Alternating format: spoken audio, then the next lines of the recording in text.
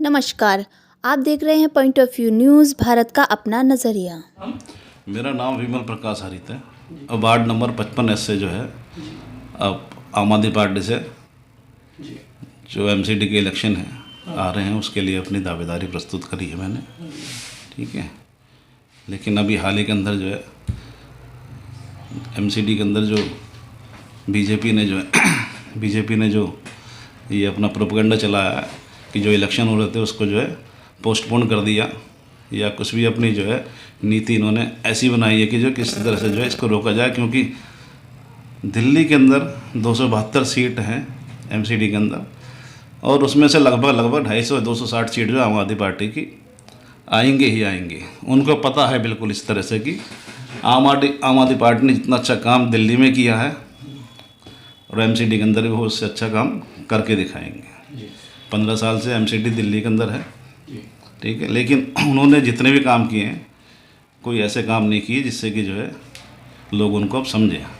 Sir सीधा ये आपसे एक सवाल मैं करता हूँ कि बीजेपी सरकार सीधा केजरीवाल को आरोप लगा रही है कि 1300 करोड़ रुपए का वो उन्होंने ले रखे हैं, तो पहले तो वो थे, फिर बाद में चुनाव लड़े।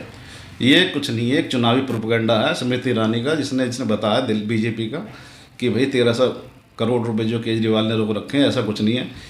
केजरीवाल जी ने जितने भी पैसे थे वो सब दे चुकी है, बल्कि उससे ज़्यादा फंड जो है एमसीडी के अंदर इशू कर चुकी है।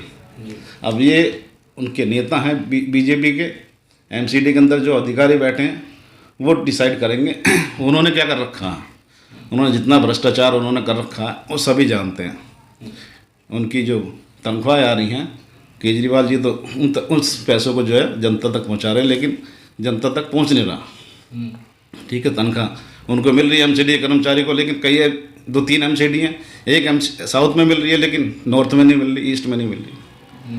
तो वो तो पैसा जारी कर चुके हैं, लेकिन ये तो एमसीडी है जो कि उस पैसे को वहाँ तक नहीं पहुँचा रही और किसी तरह से जो है माहौल बनाना चाहती है, क्योंकि दिल्ली के अंदर उनकी ज़मीन जो है पूरी तरह से खिसक चुकी है। कोई भी उनके पास इस तरह मुद्दा नहीं है जो वो उठा सकें। तो ये मुद्दे को इस तरह उठाना चाहती हैं कि जनता बेवकूफ़ नहीं है, जनता समझ चुकी है कि जो भारतीय जनता पार्टी है, भारतीय जुमला पार्टी है, इसने दिल्ली के अंदर कुछ नहीं किया, दिल्ली के अंदर नहीं पूरे देश के अंदर कुछ नहीं किया, सिर्फ हिंदू मुसलमान करे हैं। जब 2020 के अंदर आम आदमी पार्टी जीत के आई थी तो उस समय भी जो है बीजेपी ने जो है हिंदू मुसलमान करवाए थे, लड़ाई दंगे करवाए थे दिल्ली के अंदर, और काफ़ी हिंदू और मुसलमान लोग मरे थे। उसका एक ही मकसद होता है किसी तरह से सत्ता हासिल करना देश के अंदर, दिल्ली के अंदर। दिल्ली में अगर उनको सत्ता नहीं मिलती तो किसी ना किसी तरह से जो है केजरीवाल साहब की आम आदमी पार्टी की ताकत को कम करते हैं और अपने आप को परखने की कोशिश करते हैं। अब भी जब इलेक्शन होने वाले थे तो उन्होंने जो है पार्टी इलेक्शन होने वाले थे तो उन्होंने पार्टी को जो है ये कहा कि भैया ठीक है, इलेक्शन डेट डिसाइड हो गई कि भाई डेट तो कि इलेक्शन करवा देंगे, लेकिन जिस दिन इलेक्शन अनाउंस होने वाले थे उस दिन जो है उन्होंने दूसरा पासा फेंक दिया। चुनाव आयोग ने भी इलेक्शन रद्द कर दिया। चुनाव आयोग तो उनके हाथों की कठपुतली है। चुनाव आयोग जिस तरह से जो है बीजेपी कहेगी चुनाव आयोग वही करेगा।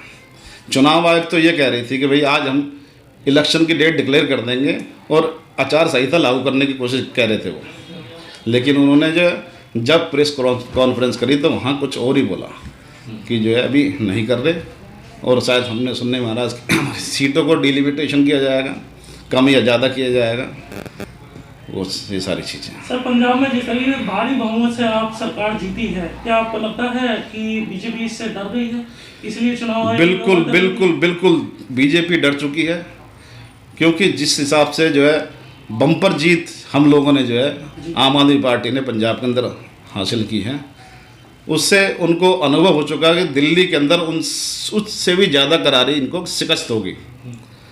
272 सीटें हैं एमसीडी के अंदर, हम ये समझते कि 250 या उससे ऊपर सीट हमारी आएंगी।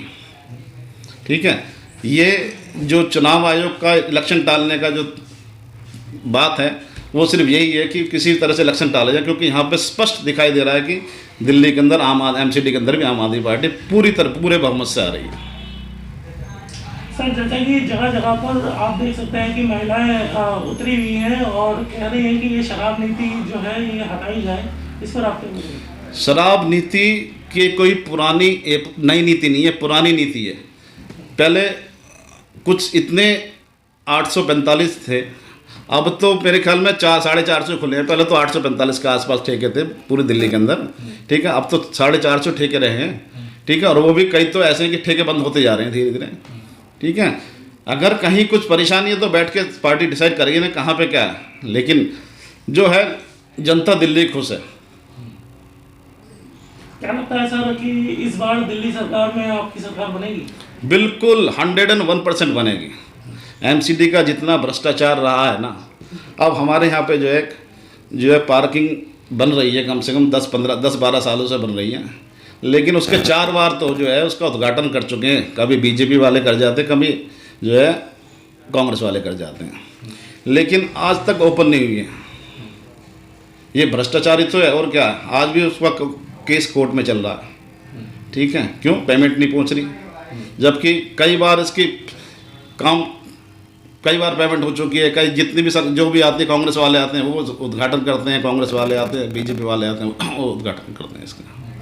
साथ में डिस्पेंसरी है, डिस्पेंसरी के अंदर एक अभी जो है एमसीडी की डिस्पेंसरी है, उसमें दवाइयाँ होती है नहीं होती हैं, और कई डॉक्टर्स की कमी है वहाँ पे, ठीक है। स्किन के डॉक्टर की और दूसरे डॉक्टर्स की कमी है, ईएनटी के डॉक्टर की। कई बार लिख के भी दिया था मैंने यहाँ के पार्षद को, बात भी करी थी, लेकिन कोई सुनवाई नहीं होती किसी भी चीज़ की। तो एमसीडी में जो भ्रष्टाचार है वो ये चाहते हैं कि एमसीडी उनके हाथ से ना आए। दिल्ली तो उनके हाथ से जा चुकी है, एमसीडी किसी तरह उनके हाथ बनी रहे। ये इलेक्शन को पोस्टपोन करने का तरीका, ये इस मकसद सिर्फ यही है कि एमसीडी को किसी भी तरीके से जो है अपने हाथ में रखा जाए।